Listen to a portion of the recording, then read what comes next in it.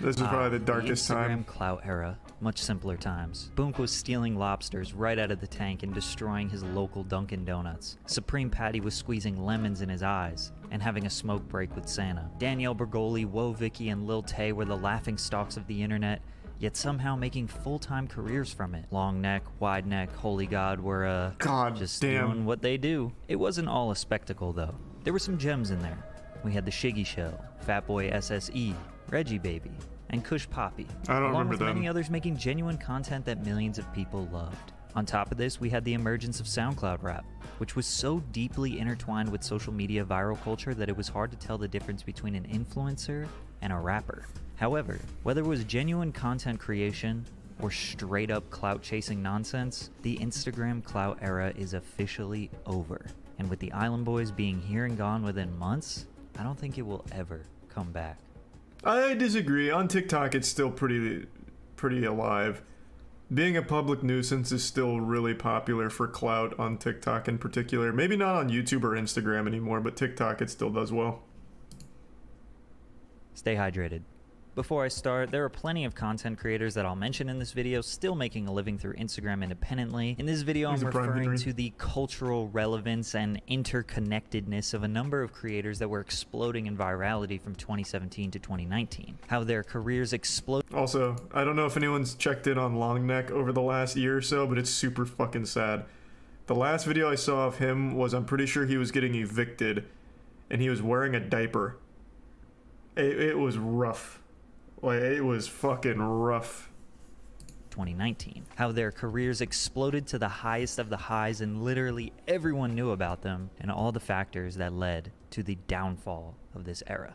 YouTube has been the dominant video-based platform on the internet since 2008. However, when the app Vine exploded in popularity in 2013, we realized how big of a demand there was for short-form video content on social media. Unfortunately, behind the scenes, Vine was a train wreck of a company that created one good thing but refused to innovate. Instagram launched its 15-second video feature compared to Vine's 6-second videos, so creators had literally more than double the potential for content. Popular Viners like Lele Pons, Jake and Logan Paul, King Batch, and Jerry Perpdrank slowly drifted away from Vine and would focus more on YouTube and Instagram. By late 2016, Vine had nothing more. I never used Vine a single time in my life. However, these Viners had I never even heard of Vine when it was popular than what we saw emerge in 2017. It just wasn't big at my university. PG-13. I don't really have good enough words to describe their humor, so you can see for yourself. Hey, let me see your phone for a second. Okay. Time's up. There's 1 second. That's not what I meant. That's what I meant. What? What we learned. Go, go, go. I gotta ask you something. What? Are you sleeping? A lot of it was relatable humor with a bit of a creative twist aimed at teenagers. The skits were usually filmed very well, with added sound effects and creative techniques, but the jokes... There were two other popular comedians emerging. The Shiggy Show and Fatboy SSE. These guys were not Viners. They actually both started out as artists. They were the next generation of comedy on Instagram. Their comedy was R-rated and aimed more at adults, kind of a notch up from the Viners. Shiggy and Fatboy usually had low quality production, but were genuinely funnier. Plus they had interests in sneakers, basketball, dancing, and really all things intertwined with hip-hop. Throughout the social media era, rappers have essentially been the gatekeepers of what's cool and status quo. I was about to say. I don't like that. It's so bad. That's fine. So when the rappers wanted to be connected with the... It's so bad.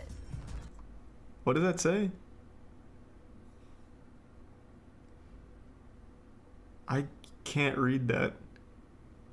It's like an emo Ezra Miller wearing metal mins. What does that say? Oh, this is his brand? Vetements. It says... Vetements. That's fine. So when the rappers wanted to be connected with the lit influencers on social media, they became extremely popular as well. Shiggy and Fatboy pretty quickly had a lot of poppin' rappers following them on social media, and they became sort of the first tried and true Instagram It means comedians. clothes in Now French. we had the Viner PG-13 humor on one side with high quality skits, and the Instagram R-rated humor on the other side with low quality filming but better jokes, which was poppin' in the hip hop community. Whenever there's a bar set, someone is always going to push it. There became a demand for content that was a little more crass, a little more shocking and in your face. In 2017, we got exactly that. The TV MA humor came with low-quality videos and low-quality humor, but they were basically willing to say and do anything. Oh, I for hated shock that value. fucking trend The year from 2017 started off who started with the it? extreme Bonk? virality of Danielle Bergoli's "Catch Me Outside, Dr. Phil" episode. Stupid people have gotten famous They put 'em in plenty a of times coffin before shit? her, but the whole reason she got popular was because she was an ungrateful, rude little girl who wanted to fight everyone, which was funny as hell. Instead of being embarrassed by the public bullying, she encouraged it, then built a massive following on social media, just continuing the same behavior displayed on Dr. Phil. A few months later, we had the extreme blow-up of the rapper Lil Pump. While making songs was his actual career, he became mostly known for his social media antics. He had a ridiculous image, terrible face tats, colored hair, obsessed with gaudy and expensive designer clothing. He would post videos of him doing drugs, destroying hotel rooms, starting unwarranted beefs, and basically anything that would get attention. We were entering the stage of not. I didn't know any of that. I between a just knew his social media music was star trash. and a rapper. In That's the what summer most of people made fun of 2017, we him saw for. the emergence of Supreme Patty and Boonk. Again, both of them started out as rappers. Patty was mostly doing skits that involved him consuming grass. Is Risa Sorry for Melio all the and censorship that's about to take place. and He Rivet? lit up in public, with homeless people, with cops.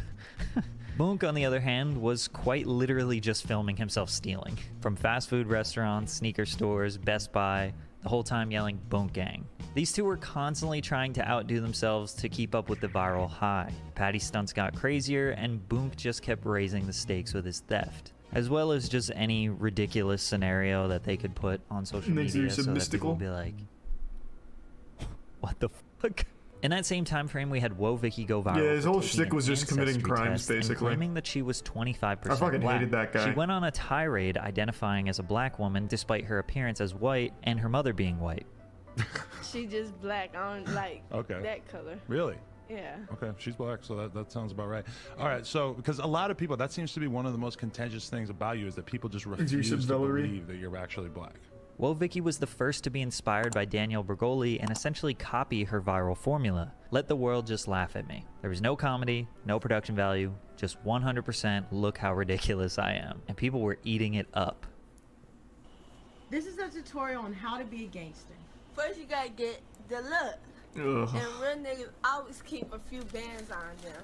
Danielle is now Bad Baby and dropped a song called Hi Bitch, which racked up 50 million views in 2 months because it was kinda good and we didn't want to admit it. Then she started consistently dropping music generating millions of streams. Holy Naturally, shit. all the IG clout demons followed her lead.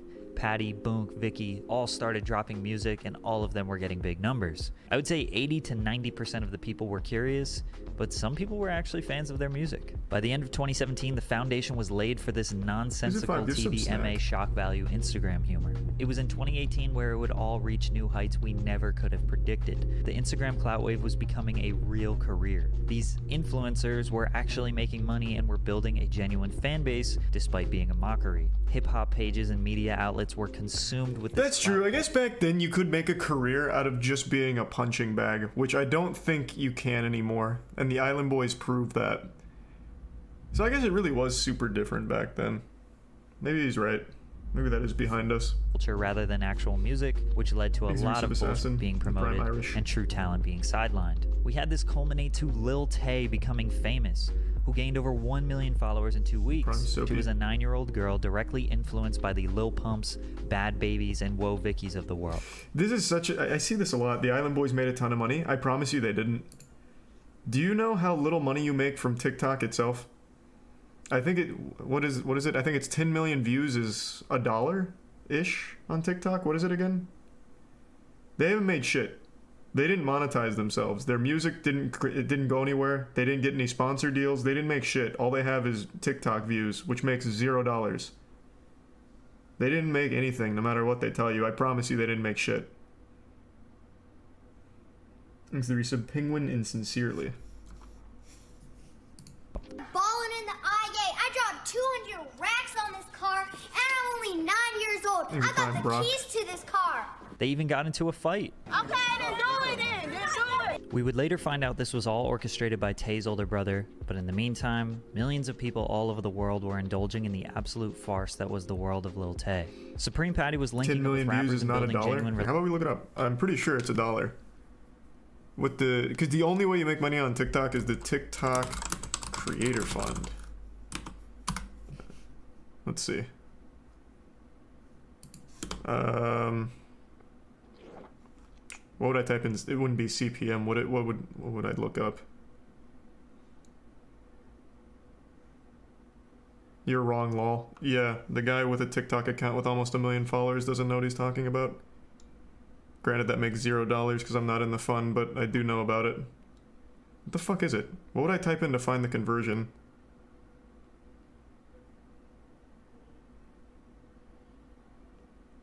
Maybe this would be like broad. We'll do broad strokes.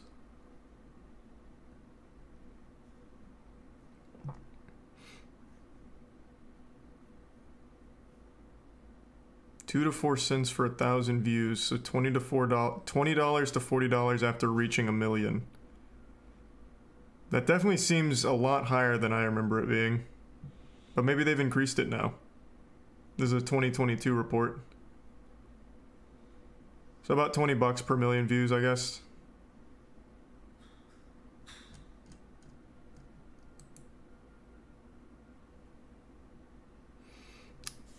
Still only $100 for 10 mil. Yeah, ish. Somewhere in that ballpark. Looks like they amped it up in 2022 though. So that's good. Relationships. Lil Xan was exploding in popularity. Lil Pump was in his peak. 6ix9ine was in his peak. Every single rapper was covering their face with tattoos. Adam22's No Jumper YouTube channel was once a place for covering emerging talent, but became one of the biggest media outlets giving these people a platform. Mid-2018, these Instagram warriors were generating more interest and viewership than actual rappers. They were living the high life. Plus, they were all collaborating and working together. These collaborations were making them seem more famous and relevant than they were, which in turn was making them more famous and relevant. Who would have ever thought all you had to do was be as ridiculous as possible and you would be generating millions of fans? We truly came a long way from 6-second Vine videos. Summer of 2018 would be the peak of this Instagram clout wave. According to Google Trends, basically all the people we talked about in this video peaked around May to July of 2018. Kind of crazy how that happened. Shiggy was collaborating with Drake, Fatboy was a household name amongst rappers, Patty was on Ridiculousness. At this point, he was a certified stuntman. Bad Baby dropped an album with features from Lil Yachty, Lil Baby, Ty Dolla $ign, and was doing a whole US tour. It seemed like this was our new reality. Instagram stars were the new pop culture. But like all things that rise very quickly, they come crashing down just as fast. In June of 2018, rapper XXXTentacion passed away, which was a huge loss to the SoundCloud rap community. X was tied in with basically all these Instagram stars. It was a shocking blow to the whole culture. Lil Tay disappeared. The internet figured out that Tay was basically a puppet that was being controlled by her older brother. Once he got exposed, Lil Tay went on Good Morning America. Lil Tay was on Good Morning America to try and save her brother and family's reputation. Does anyone watch that, It didn't though? work, and she wiped her Instagram clean. She's basically been gone ever since then. Boonk had a really bad fallout on the No Jumper podcast. He was intoxicated and surrounded by people who were not trying to help him. He shot himself multiple times in the leg on accident, but this didn't stop him from continuing his lifestyle. He just kept spiraling down in front of the whole world. He needed help badly. Who could have seen Patty that coming? did a good job maintaining his brand. He had genuine relationships with celebrities. Plus, he introduced the world to wide neck, long neck, and Nick's face, which would continue this circus for a little while. I guess people with strange deformities were the next wave on Instagram. This is where things started to get a little weird even for the fans. The Neck brothers were brought up through Patty, Adam22, and their own Instagrams. If it isn't obvious, wide neck and long neck got popping because of their bodies. All of their content was them making fun of themselves, women fawning over them in an ironic way. It became a moral battle for the viewers. Am I happy this person is owning their genetic disadvantage and profiting off of it? Or am I just straight up making fun of them? They started dropping music, and it just started to feel like too much of a circus to entertain anymore. From this, we got the blow up of Holy God and Nick's Face, who both seemed to be more positive and personable people. Also, Woah Vicky teamed up with Shay D, and she seemed to be very genuine and pleasant. However, people were starting to get tired of the same old jokes, and the shock value was just getting lower and lower. In mid-2019, Boonk was at his lowest moment. He joined a gang seeking love, acceptance, and thinking his career would be saved by his affiliation status. He knew he wasn't a gang member and wanted out of the gang. The members didn't like this for obvious reasons, and he got his jaw destroyed by a punch with some brass knuckles. The result of this was him having his jaw wired shut for 6 weeks. This inspired him to do a full 180 with his life. He discovered his faith, put all his energy into his religion, dropped the name Boonk, and now goes by John Gabbana. He dedicates most of his life to positivity and music and on social media. Nobody helped him do this by himself. It's truly rare for us to see someone on social media hit rock bottom, then rise up in a positive way. In fact, John and Vicky are a couple now. I don't think there could be any two people more perfect for each other. So it's very sweet to see them turn their lives around. Vicky and Bad Baby were basically just influencers. Nobody was even making fun of them anymore because they had already exhausted the few interesting quirks that they had. Well, Bad Baby went viral again when she started tanning. But they built an audience of people who really like them now, despite all the bullshit. TikTok kept them both relevant. TikTok was quickly becoming the #1 platform for people to spend their time on. I'm not quite sure how these two managed to transition over there well, because all of the other influencers struggled. I think it's because TikTok users were like, oh no, not you again. I came over here to stay away from you. Or maybe IG people just didn't believe that TikTok would get more relevant than Instagram. 6ix9ine went to jail in 2019. Lil Pump didn't continue his hype and everyone was fed up with his antics. There was no more boonk gangs stealing shit and causing chaos. Does Lil Pump still make trying music? to push industry plant SoundCloud rappers like Baby Goth and Jumex who were so obviously behind the wave of face tats and colored hair. People were mad at Adam22 for even giving these people attention. Who's that? Viewers realized that they had entertained these spectacles for too long. Yeah, he does. And demanded that Adam cover serious artists again. Hip-hop fans and social media in general were so fed up. It was impossible to tell what was serious and what wasn't, so everyone had trust issues. Instagram comedy took the original spark created by Viners and brought it as low as they could go. I think really the true end of this whole wave was the pandemic. Now nobody was outside. These influencers weren't collabing. They weren't taking pics with celebrities or getting invited to music video shoots. Yes, there were more people than ever sitting on social media all day, but the only way you were going to capitalize on it is if you are genuinely interesting and different. Plus, with the protesting and basically the whole USA catching on fire after the death of George Floyd, nobody was willing to put up with antics and nonsense. So basically, they didn't care to see Supreme Patty squeeze lemons in his eyes. Patty was also at his most depressed and unhealthy point, but he made a change. He started pursuing a healthy lifestyle. No more drugs, alcohol, or bad foods. He lost a ton of weight and was inspired by John Gabbana to go down the right path. Him and John actually had a boxing match in 2021 in hopes to make some money during the pandemic. These days, he's back to stunts and doing the same old stuff from 2017. Some people look at it as nostalgic, others look at it as him trying to recreate a moment that's never going to happen again. From 2020 and beyond, Drewski has been the only person to capitalize on superstardom in the Instagram comedy wave after its peak, and that's for one reason. He's genuinely hilarious. No gimmicks or bullshit. Just genuinely good comedy. Mario Judah was able to pull some antics and gimmicks that got people's attention, but it didn't last very long and he disappeared after being viral for 3 months. Really, during the pandemic, we saw the Twitch streamer wave. People who were able to entertain for multiple hours on end, which we know none of these IG people could have done. Then recently, Not we true. just I think the IG people could have done it. The 2021 version of this whole Instagram clout wave. The problem is, we've seen this before. We went down this route. Face tat filled rappers with no talent that allow the internet to bully them for attention. It was an exhausted formula. We all entertained it for a month or so because it was nostalgic, but their rise and fall was faster than anyone we had ever seen before. It was a great era. A lot of the comedy was based on shock value though, which doesn't age well. Plus, you constantly have to keep raising the bar, which is unsustainable. It's unfortunate that our entertainment was at the expense of other people's livelihoods and sanity. We are currently in a cultural reset.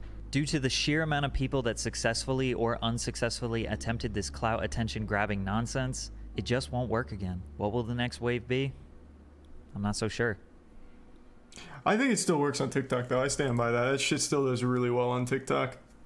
It's just not like the full general audience.